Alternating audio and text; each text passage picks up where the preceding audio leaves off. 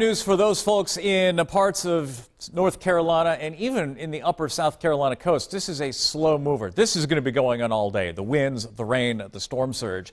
Let's look at the satellite view. There it is, centered just southwest of Wilmington. If you look outside here, we're seeing some of the upper level clouds off of the circulation, and our winds are a little bit breezier than they have been recently, but we're not expecting any rain out of this today, at least not here.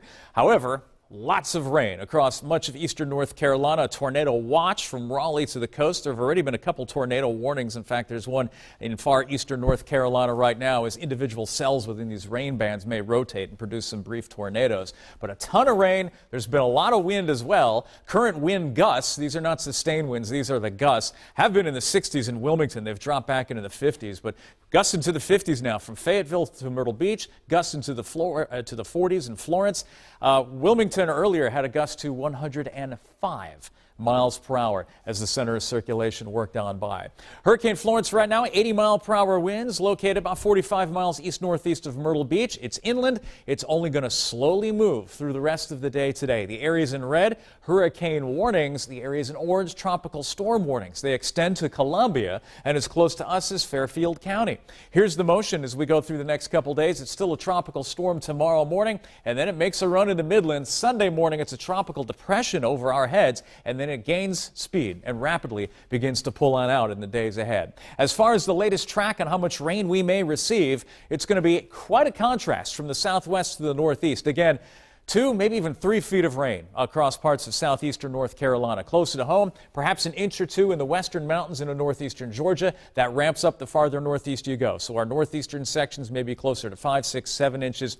Charlotte area may see 7 to 10 inches. Again, just small changes in the track could change these, so we'll have to keep an eye on this because it's still a very slow-moving storm. A flash flood watch is in effect for most of the area starting tomorrow morning and running through late Monday. Also, potential for some wind gusts. Wind gusts into the 20s today. We will see that into this evening. Might even see a few 30s, especially in the far eastern sections. Tomorrow, though, the winds ramp up. More gusts into the 30s, especially over the eastern half of the area. We may see some gusts in near 40, and that will last into Saturday evening and perhaps early Sunday morning before the wind gust potential does begin to decrease. And anytime we have a landfalling tropical system, we have to watch for isolated tornadoes. Tomorrow night, I think the best chance of that is really south and east of Charlotte. We may see a few general thunderstorms in our far eastern sections, no issues farther west, and it's generally going to be eastern areas where we'll have to watch for thunder on Sunday, so something else we have to keep in mind. Temperatures right now in the 80s, quiet weather today, but we're looking for rain to start to move in from the east during the day tomorrow. We'll time that out for you when I return.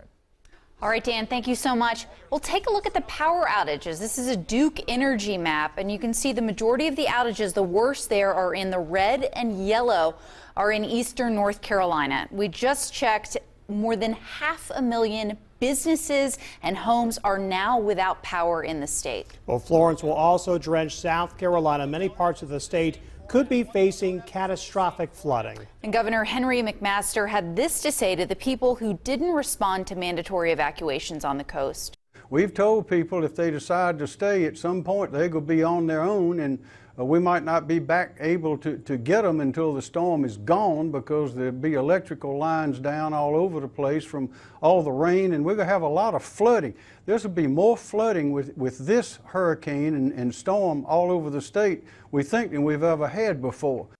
Governor McMaster appeared on CBS this morning a few hours ago. He and other emergency officials are working to answer your questions. Yeah, 7 News' Christine Scarpelli is at the Public Information Call Center in Columbia. Christine, what kind of calls are they seeing there? Exactly, guys. I would say just about any kind of call you can think of. We are talking, and these are volunteers, by the way, from state agencies all over South Carolina, volunteering their time to take all of these calls. You know, every time the governor has a press conference, he gives out that emergency number, and that's exactly where that number goes. If you call, these guys are on the phone to answer, gosh, Shakura, any question. We've been talking about it this morning. You guys have been talking about the evacuations, the different routes, the shelters where to go. They have so many important questions and many times leaving their lives in your hands. What have you heard so far today? Well, we're actually hearing a couple of variety of different calls. Does the evacuation order affect me? Do I have to leave? He says it's mandatory. What happens if I don't leave? Yeah.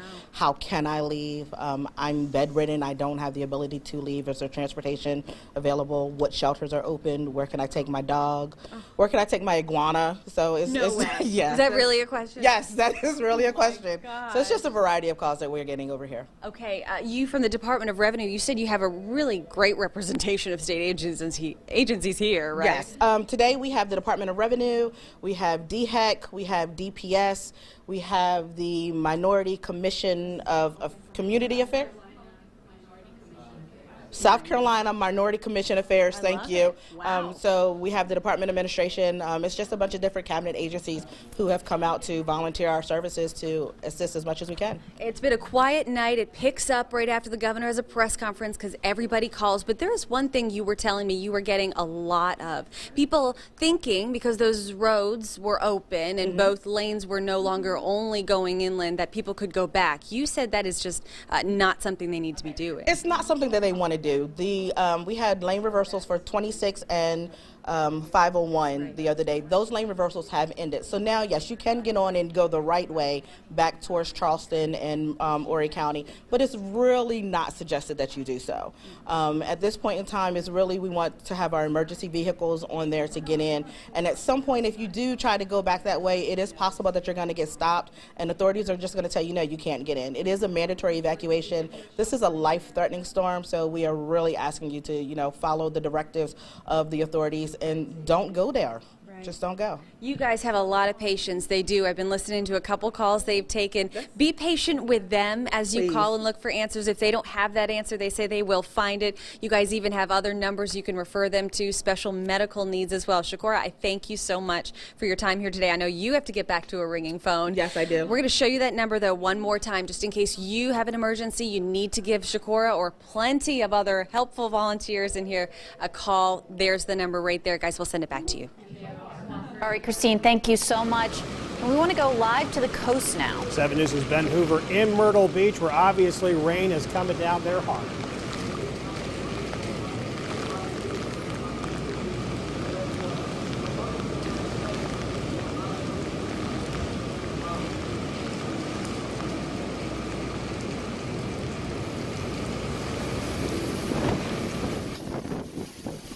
It may be that Ben cannot hear us, but we know that we're going to come back to him as soon as we can get that shot back up. But obviously, we know the storm is moving down south towards Myrtle Beach, towards where Ben is, so we can see that rain, that wind certainly picking up there. Right, you're looking at New Bern, North Carolina. It's been one of the hardest hit areas despite being 30 miles inland. City leaders reported overnight that 150 people who did not evacuate were going to be rescued from their homes.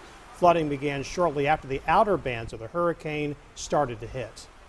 Inland coastal towns like New Bern are experiencing basically the ocean rising, what we've been saying, what forecasters have been predicting, 9 feet of storm surge, and I'm concerned that it's only going to get worse. Now this is video from Belhaven. That's east of Greenville, North Carolina. At one point this morning, 10 feet of water was rushing through town. Most of the flooding came when the Pungo River overflowed its banks.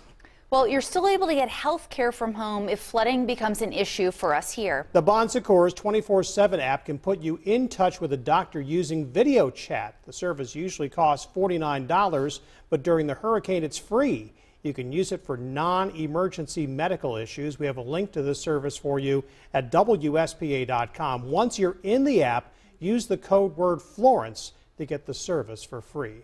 So here's what we know right now. Coastal areas, especially in North Carolina, have been hit hard. The main problem we will be seeing is flooding. Yeah, that flooding could be from rain or from the storm surge, causing overflow of local rivers and streams.